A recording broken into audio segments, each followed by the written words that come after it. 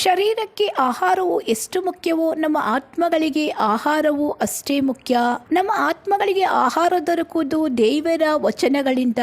ಸತ್ಯವೇದದ ಆದಿಕಾಂಡ ಪುಸ್ತಕದಿಂದ ಪ್ರಕಟಣೆಯ ಪುಸ್ತಕದವರೆಗಿರುವ ಎಲ್ಲಾ ದೇವರ ವಚನಗಳು ನಮ್ಮ ಆತ್ಮಗಳಿಗೆ ಆಹಾರವನ್ನು ನೀಡಿ ಪುಷ್ಟಿ ನೀಡುತ್ತವೆ. ಹಾಗಾಗಿ ದೇವರ ವಚನಗಳನ್ನು ಓದುವುದು ಕೇಳುವುದು ನಮ್ಮ ಆತ್ಮಕ್ಕೆ ಬಹು ಸಂತೋಷವನ್ನುಂಟು ಮಾಡುತ್ತದೆ. ಇಂದಿನ ದೇವರ ವಚನ ಆದಿಕಾಂಡ ಪುಸ್ತಕದ 2ನೇ ಅಧ್ಯಾಯ.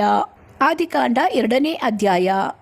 ಹೀಗೆ ಭೂಮ್ಯಾಕಾಶಗಳು ಅವುಗಳಲ್ಲಿರುವ ಸಮಸ್ತವೂ ನಿರ್ಮಿತವಾದವು. ದೇವರು ತನ್ನ ಸೃಷ್ಟಿ ಕಾರ್ಯವನ್ನು ಮುಗಿಸಿಬಿಟ್ಟು 7ನೇ ದಿನದಲ್ಲಿ ವಿಶ್ರಮಿಸಿಕೊಂಡನು. ದೇವರು ತನ್ನ ಸೃಷ್ಟಿ ಕಾರ್ಯವನ್ನು ಮುಗಿಸಿ ಆ 7ನೇ ದಿನದಲ್ಲಿ ವಿಶ್ರಮಿಸಿಕೊಂಡಿದ್ದರಿಂದ ಆ ದಿನವನ್ನು ಪರಿಶುದ್ಧ ದಿನವಾಗಿರಲಿ ಎಂದು ಆಶೀರ್ವದಿಸಿದನು. ಇದೇ ಭೂಮ್ಯಾಕಾಶಗಳ ನಿರ್ಮಾಣ ಚರಿತ್ರೆ. ಯೆಹೋವ ದೇವರು ಭೂಮ್ಯಾಕಾಶಗಳನ್ನು ಉಂಟು ಮಾಡಿದಾಗ ಯಾವ ಗಿಡವಾದರೂ ಭೂಮಿಯಲ್ಲಿ ಇರಲಿಲ್ಲ, ಯಾವ ಪಲ್ಯವೂ ಹುಟ್ಟಿರಲಿಲ್ಲ. ಯಾಕೆಂದರೆ ಯೆಹೋವ ದೇವರು ಭೂಮಿಯ ಮೇಲೆ ಮಳೆಯನ್ನು ಸುರಿಸಿರಲಿಲ್ಲ, ಭೂಮಿಯನ್ನು ವ್ಯವಸಾಯ ಮಾಡುವುದಕ್ಕೆ ಮನುಷ್ಯನೂ ಇರಲಿಲ್ಲ. ಆದರೂ ಭೂಮಿಯಿಂದ ಮಂಜು ಹಬ್ಬಿ ನೆಲವನ್ನೆಲ್ಲ ತೋಯಿಸುತ್ತಿತ್ತು. ಹೀಗಿರಲು ಯೆಹೋವ ದೇವರು ನೆಲದ ಮಣ್ಣಿನಿಂದ ಮನುಷ್ಯನನ್ನು ರೂಪಿಸಿ ಅವನ ಮೂಗಿನಲ್ಲಿ ಜೀವಶ್ವಾಸವನ್ನು ಊದಿದನು.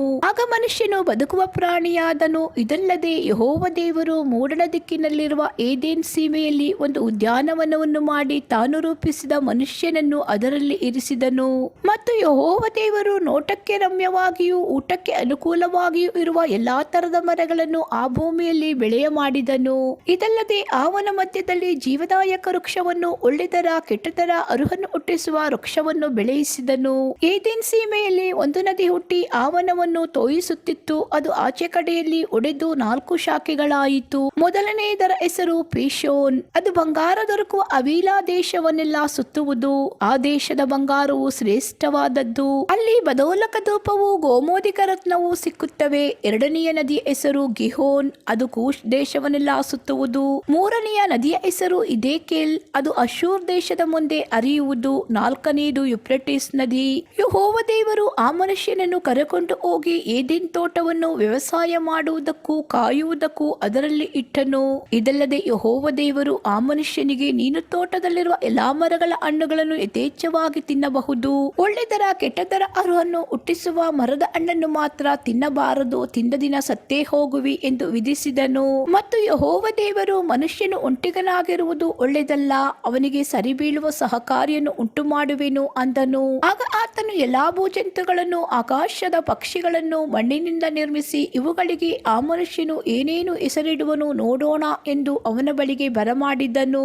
ಮನುಷ್ಯನು ಒಂದೊಂದು ಪ್ರಾಣಿಗೆ ಯಾವ ಯಾವ ಹೆಸರಿಟ್ಟನೋ ಅದೇ ಹೆಸರಾಯಿತು. ಹೀಗೆ ಆ ಮನುಷ್ಯನು ಎಲ್ಲಾ ಪಶುಗಳಿಗೂ, ಆಕಾಶದ ಪಕ್ಷಿಗಳಿಗೂ, ಕಾಡು ಮೃಗಗಳಿಗೂ ಹೆಸರಿಟ್ಟನು.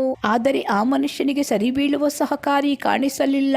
ಹೀಗಿರುವಲ್ಲಿ ಯೆಹೋವ ದೇವರು ಆ ಮನುಷ್ಯನಿಗೆ ಗಾಢನಿದ್ರೆಯನ್ನು ಬರಮಾಡಿ ಅವನ ಪಕ್ಕೆಯ ಎಲುಬುಗಳಲ್ಲಿ ಒಂದನ್ನು ತೆಗೆದುಕೊಂಡು ಅದರ ಸ್ಥಳವನ್ನು ಮಾಂಸದಿಂದ ಮುಚ್ಚಿ, ತಾನು ಮನುಷ್ಯನಿಂದ ತೆಗೆದಿದ್ದ ಎಲುಬನ್ನು ಸ್ತ್ರೀಯಾಗ ಮಾಡಿ ಆಕೆಯನ್ನು ಅವನ ಬಳಿಗೆ ಕರೆತಂದನು. ಅವನು ಆಕೆಯನ್ನು ನೋಡಿ, ಈಗ ಸರಿ, ಈಕೆಯು ನನ್ನ ಎಲುಬುಗಳಿಂದ ಬಂದ ಎಲುಬು, ನನ್ನ ಮಾಂಸದಿಂದ ಬಂದ ಮಾಂಸವೂ ಆಗಿದ್ದಾಳೆ. ಈಕೆಯು ನರನಿಂದ ಉತ್ಪತ್ತಿಯಾದ ಕಾರಣ ನಾರಿ ಎನಿಸಿಕೊಳ್ಳುವಳು ಅಂದನು.